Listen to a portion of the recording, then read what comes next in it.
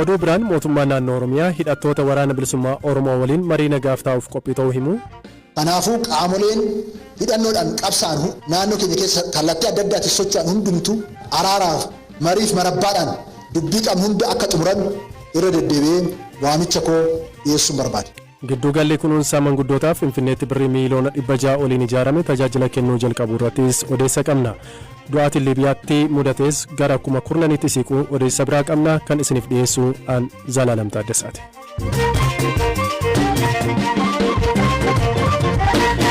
Liibiyaarraa haa eegallu balaa lolaa Liibiyaa keessatti hidhi bishaanii lama cabee mudatee lakkoofsi namoota balaa lolaan du'anii 18,000 hanga 20,000 ta'uu mala jechuun kantiibaan magaalaa Deernaa tilmaamaniiru. Hanga ammaatti reeffi namoota 5,000 olii argamuun isaa himamus namootni 10,000 ol ta'an achi buuteen isaanii hin argamne. Reeffi namoota bubbee cimaan gara bakkeewwan adda addaatti akka darbatamuun oollee fi reeffi namoota 2,000 ol ta'anii galaana keessa akka jiraatus dhaabbata Addeessa Diimaa ibseera. Akka xiinxalli dhaabbata biyyoota gamtoomanii mul'isutti magaalaa Deernaa keessatti gamoowwan 2,200 ol ta'an balaa lolaa kanaaf saaxilamaniiru. Hidhaan lamaan kun laga Waadii Deernaa magaalattii keessa darbu gubbaatti kan ijaaramanidha. Lagi magaalattii keessa darbu yeroo hedduu kan gogu ta'us yommuu roobi cimaan roobu garuu humna hidhaa kanaa ol ni ta'a. Hidhaan kun lamaan bishaan toonii miiliyoona 1.5 kana jechuun gara liitira biliyoona 4 ol ta'uu qabee kan ture yoo ta'u hidhichi jiguun isaa bishaan hamma kana magaalaa gara gadi jirtutti gadhiiseera. Namoonni ijaan argan akka jedhanitti bishaan lolaa kun bakka tokko tokkotti hanga meetira 3tti ol ka'ee didichaa ture. Dhaabbati biyyoota gamtoomanii Liibiyaa gargaaruuf doolaara miiliyoona 71.4 walitti qabuuf waamicha dhiyeesseera. Bulchaan Deernaas marsaa lammataaf du'ii dhibee adda addaarraa akka hin dhufneef reeffa namootaa sassaabuu irratti gartuuleen ogummaa qaban akka gargaarsa taasisaniif waamicha dhiyeessaniiru. Adeemsi nyaata qorichaa fi gargaarsa ijoo adda addaa kennuu baha Liibiyaa keessatti eegalamuu isaa Koomiteen Fannoo Diimaa Idil-Addunyaas ibseera. Dhaabbati Fayyaa Addunyaas gama isaan naannolee balaa kana Liibiyaa keessatti miidhaman gargaaruuf doolaara miiliyoona 2 akka kennu ibseera.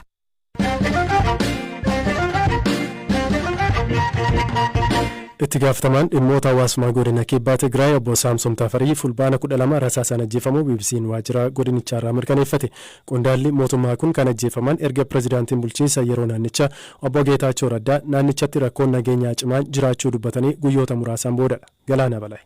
Obbo Saamson Tafarii naannoo Tigraay keessatti itti gaafatamummaa mootummaa fi paartii keessatti sadarkaalee hooggansaa garaagaraa irratti tajaajilaa turaniiru. Waggoota 3f kantiibaa magaalaa Maaciyoo ta'uun tajaajilaa akka turan obbo Saamson tibban immoo hoogganaa dhimmoota hawaasummaa godinichaa ta'uun tajaajilaniiru. Qondaalli kun guyyaa bara haaraa galgala namoota biroo waliin ta'uun bakka bashannanaa utuu jiranii erga gara alaatti waamamanii booda ajjeechaan irratti raawwatamuu miidiyaaleen naannichaa gabaasaniiru. Hanga yoonaatti namni ajjeechaa kanaan shakamee to'atame hin jiru. Haa ta'u malee waajjirri poolisii godina Tigraay kibbaa qorannoo eegalee akka jiru himeera. Reeffi obbo Saamson qorannoodhaaf gara hospitaala Aayidar magaalaa Maqaleetti argamu erga geeffame booda kaleessa waaree booda gara Maaciyootti deebi'uu godinichi beeksiseera. Obbo Saamson nama gaa'ela dhaabbatanii fi abbaa ijoollee 4 ta'uu seenaan isaanii ni mul'isa. Pirezidaantiin bulchiinsa yeroo naannoo Tigraay obbo Geetaachoo Raddaa torban darbe keessa ibsa kennaniin naannicha keessatti seer maleessummaan babal'achuu fi manneen hidhaa dhuunfaa bulchiinsi isaanii hin beekne jiraachuu kaasuun ni yaadatama. Rakkoon nageenyaa amma naannicha keessa jiruuf sababni dadhabina siyaasaa ta'uu ka dubbatan obbo Geetaachoon qaamoleen ijaaramanii bulchiinsi yeroo kun akka dadhabuuf hojjetaa jiran jiraachuu ibsuun himatanii ture. Naannoo Tigraay keessa rakkoon nageenyaa cimaa adeemuunsaa irra deddeebiin dhaga'amaa kan jiru yeroo ta'u guyyoota muraasa duras godina kaaba lixa Tigraay aanaa Tsimbilaa jedhamutti qonnaan bulaan umurii waggaa 35 tokko humnoota nageenyaatiin reebamee ajjeefamuu maatiin BBC'tti himanii turani.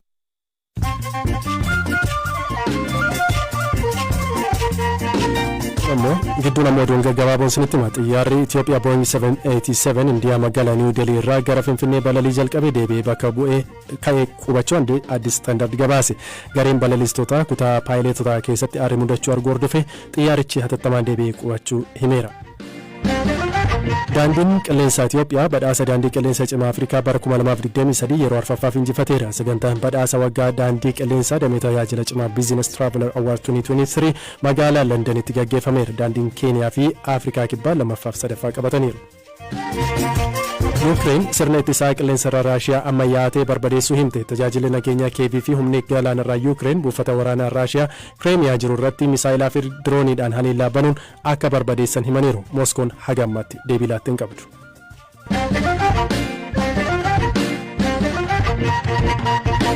Magaalaa Finfinnee kutaa bulchiinsa Lammii Kuraatti gidduugalli kunuunsa manguddoota birrii miliyoona 600 oliin hojjetame tajaajila kennuu jalqabe. Pirees Sekireetariin magaalaa Finfinnee obbo Asfaa Hukumaa giddugalichi manguddoota kunuunsa barbaadan 730 ol qabachuu danda'a jechuun BBC'tti himaniiru. Manguddoonni umuriin isaanii gurguddoo ta'ee nama isaan deeggaru nama isaan jiraachisu waan ittiin jiraatan dhabaniiti rakkatan iddootti kufan dhaban sassaabamanii mana keessatti jiraatanidha. Egaa har'as giddugalli ijaarame kun yoo xiqqaate gara nama 730 kan ta'udha kan inni qabachuutii danda'u. Kanaafis jidduu sanatti qaamonni isaan deeggaruu danda'an faarmaasiin ni jira, buufanni fayyaa achuma keessatti ni jira. Ogummaa isaaniitiinis warri danda'an ogummaa isaanii hojjechaa achuma keessatti akka jiraataniif bakki ciisichaa hundumtuu kan guutameefidha kan har'a ijaaramee hojii eegalchiifame jechuudha. Qaama kamtu ijaaree kaampaanii kam ture? Kaampaanii Sanshaayinidha kan ijaaree egaa abbootiin qabeenyaa akkuma Naddala siif kaasuudhaaf jedhee hojiiwwan garaagaraa tola ooltummaa garaagaraa irrattidha kan isaan hirmaatanii. Dhaabbanni Sanshaayinis kana gara baajeta birrii miliyoona 600 olii baasuudhaan jiddugala kana bifa ammayyaawaa ta'een waan hunda kan guutee kan inni ijaare. Baasii kan ofumaa haguugee jechuudha? Ofumaaf haguugeeti kan inni hojjete. Namoonni amma keessa galan baramanii jiru moo gidduu magaalaa sanatu eebbifame? Namoonni hedduun galaniiti kan isaan jiranii achuma keessatti mana nyaataa ni qabaa, mana nyaatatti bilcheeffatan ni qabaa. Ammas namoonni hedduun galaniiti kan jiranii egaa amma 730 qabachuu danda'utti achumatti kan guutaman ta'a. Nyaata isaanii eenyutu hojjetaa fi eenyutu dhiyeessaa fi baajata isaa eenyutu cufa kana booda? Jiddugalli kun iddoo galii mataa isaatiin qabuuf danda'uuf jedhee hojjetames jira. Jiddugala kana keessatti gamoon ijaarame tokko jira. Gamoon ijaarame kun achitti suuqiiwwan garaagaraatiif kan qophaa'anidha. Kanneen kireessuudhaan akka galiidhaanis of danda'atii deemuudhaa fi warra kana hojjetaniifis achi keessatti qacaramanii gama fayyaatiin, gama nyaatatiin, gama hundumaanuyyuu akka tajaajila kennanii fi kan qophaa'e. Hayyee bulchiinsi magaalaa maaliin deeggarsa godhaafi? Naannawaa kanatti namoonni abbootiin qabeenyaa kamiyyuu deeggarsa uummataaf namootaaf ta'u kamiifiyyuu deeggarsa mataa isaanii taasisaa lafa naannawaa sanatti jiru saala mijeessuudhaan achirratti akka ijaaramuuf wantoota barbaachisaa ta'e hundumaaniyyuu deeggarsa kan taasisudha. Gara fuulduraattis abbootiin qabeenyaa kamiyyuu uummata waan fayyaduu danda'u kamirrattuyyuu uummata tajaajiluudhaaf kan dhufan jiddugala nyaataa itti nyaatan Tasfaa Biraan jennee kan hojjechaatii jirru. Akkasumas uummata tajaajiluu kan danda'u kamirrattuyyuu deeggarsa taasisuudhaaf qophii ta'uu isaati. Duratti bakka itti daa'imman guddifatan jettii ture. Namoonni ko'oommatan yookaan daa'ima isaanii bakka kaawwatan hin qabne kan itti kaawwatanidha moo namoonni ijoollee isaanii guddisuuf rakkatan yookaan humna dhaban kan keessatti ijoollee isaanii guddisatanidha? Daa'imman qabatanii gara waajjira tokko yoo dhaqan yookaan immoo hojjettoota mootummaa ta'anii daa'imman isaanii bakka kaawwatan dhabanii sababa sanaan warri rakkatan naannaa hojii isaaniitti fuudhanii dhaqanii bakka itti qubsiifaman dhaabbilee garaagaraa keessatti eegalamanitti kan inni jiru. Kanaan alatti warri harka qalleeyyii ta'anii daandiirratti hojiiwwan garaagaraa hojjetanillee iddoo kaawwatan kan dhaban nama isaaniif daa'ima isaanii to'atu nama isaaniif eegu yoo dhaban daa'ima isaanii achi kaawwatanii kan uummatan wal ta'anii akkasumas deeggarsa dhaabbilee garaagaraatiinis ta'e achitti daa'imman isaanii kunuunfatan hedduun eegalamaniiti kan jiran kan jedhuun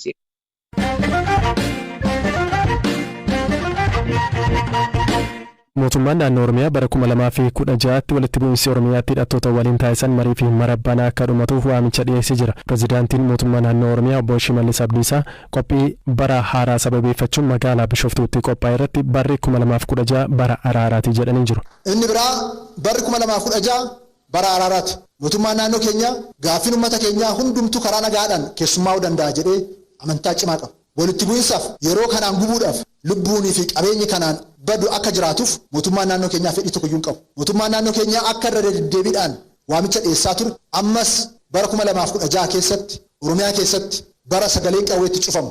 Oromiyaa keessatti bara nagaan itti bu'u. Oromiyaa keessatti bara obboleessa ajjeesu duntaan bara nagaan bu'ee araaraan tokkummaan uummata keenyaa sadarkaa olaanaatti itti ce'u rakkoo garaagarummaa jiru karaa nagaatiin karaa dimokiraatawaa ta'een kan itti furraa akka ta'u asumaan irra deebi'een waamicha koo dhiyeessuun barbaada. Kanaafuu qaamoleen hidhannoodhaan qabsaan naannoo keenya keessa kallattii adda addaatiin socho'an hundumtuu karaa nagaatti deebi'uudhaan uummata isaanii karaa nagaatiin qabsaa'anii kaayyoo qaban milkeeffachuudhaaf karaa nagaa filannoo isaanii akka godhan araaraaf mariif marabbaadhaan dubbii qabnu hunda akka xumuran irra deddeebi'een waamicha koo dhiyeessuun barbaada. Dubbii pirezidaantii mootummaa naannoo Oromiyaa obbo Shimallis Abdiisaa taasisan kanarratti odeeffannoo dabalataa nuuf kennuuf waa'illi koo ammayyuu taanaas stuudiyootti argamee jira. Ammayyuu waamicha wal fakkaatan akkasii kun kanaan duras taasifamaa tureera. Kun maal akeeka tarii qaamoleen lamaan gara mariitti deebi'uu ni danda'u? Ulfaadhu Jalaalam mee dhimma kana irratti qabxiilee sadii kaasuun barbaada.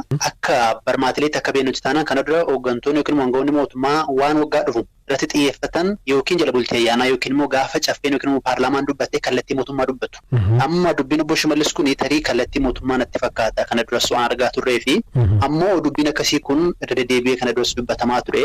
Tarii wanni haaraa gochuu danda'u akka hubannoo kiyyaatti erga waggaa darbee hidhattoota WBO wajjin marii eegalanii booda dubbachuu isaaniiti. Garuu amma dubbiin isaanii sun mariitti akeeka marsaan lammataa taasifama jedhamee ture hin taasifamne marsaan lammataa taasifamuuf deemaa isa ifaa miti. Garuu dhiibbaan akka irra jiru hin beekna. Maaliif mootummaan kun waggaa 2 dura filannoo yeroo taasisee uummata badhaadhinatti hin geessedhe filadhaa jedhee duule qofaasaa dorgome paartiilee mormituu Oromiyaa keessa dorgoman hin turre akka seeraattis akka imaanaattis akka heera biyyattiittis immoo rakkoo nageenyaa furamuu karaa siyaasaan furuudhaaf yookiin immoo karaa biraallee furuudhaaf dirqama qaba itti gaafatamallee qaba. Tarii dubbiin isaanii kun rakkoo hawaasni keessa jiru hubatanii yoo akka furamuuf ejjennoo yoo qabate jiraate tarii marsaa lammataa arguu dandeenya. Kanaan achi immoo akka kana duraa irra deddeebiidhaan dubbatamee yoo jira ooluudhaa baate uummata mufachiisuu natti fakkaata.